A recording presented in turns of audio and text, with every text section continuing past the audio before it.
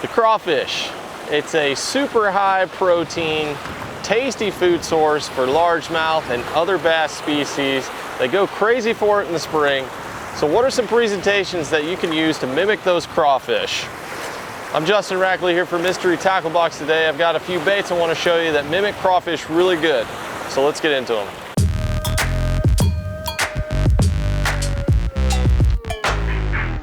Most of these baits we're going to look at are ideal for highland lakes, clear water conditions, rocky areas where there's not a lot of grass, but you can experiment and fish these in your local ponds, any type of lake that's got grass. They're going to eat crawfish either way.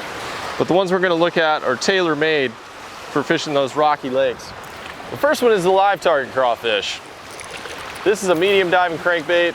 Goes down about 6 to 8 feet. You put it on a 10-pound fluorocarbon line. You want to fish this on a medium to medium light power rod, medium speed gear ratio reel, and you just throw it out along the rocks and slowly crank it. Just point the rod tip down, just slowly reel it. When you start ticking on those rocks, when that bill starts hitting the rocks, that's when you get those reaction strikes. Hard clay bottoms, pebble rock changes to chunk rock, all sorts of things like that. A really good thing about this crankbait in particular, it's got that translucent color to it, and it has a little bit of orange in the end, just like the crawfish pinchers. The unique thing about this crankbait is it's so lifelike. It's an actual mold of a crawfish. Live Target's known for making really lifelike crankbaits, and the eyes are faced on the back of the crankbait. So crawfish swim backwards naturally. This is the same exact effect. So it's swimming backwards, the crawfish pinchers are tucked in, and the eyeballs are out there too. So now if the bass are not hitting those moving baits, they're not being very aggressive, this is a way you can target them with finesse. So micro jigs have been pretty popular here lately.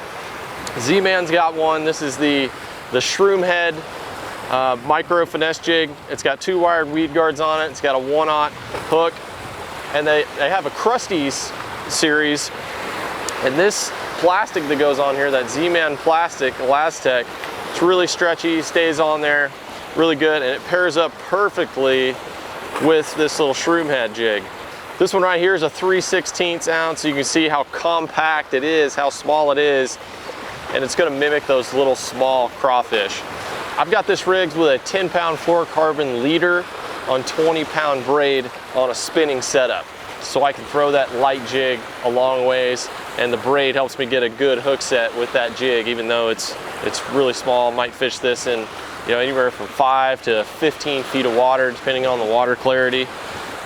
And I've just got a 2500 size reel on there, and that's a really good combo for fishing this. The rod is a medium, so it's got enough backbone where I can set the hook into the jig, get that weed guard through the fish's mouth, get the hook in there, but it allows me to still get distance with it and actually throw it out there.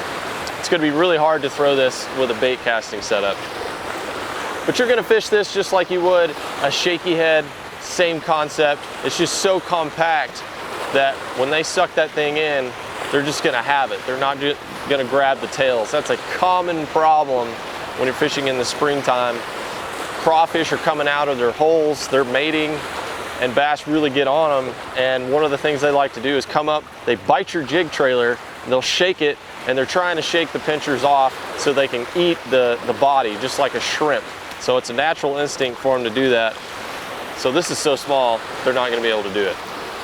The trailer actually has 2 moving arms on it, so it's got some movement. You can bounce it around. It's a nice combo right here, and the trailer's going to last a long time with that Elastec. Oh, lastly, we've got the Netbait Baby Mad Packa. Now, this may just look like a regular creature bait, but if you've ever looked at a bait like this in the water, and this one in particular, it has a crawfish profile. One of the things I really like about Netbait is they put pork fat in their plastics. What that does, it also adds scent, but it allows the bait to float up. So you've got these appendages on here, and crawfish get in that defensive posture when bass are coming over. They're threatened. So this mimics that very well. And if you just look at the profile in the water, it's just like a crawfish.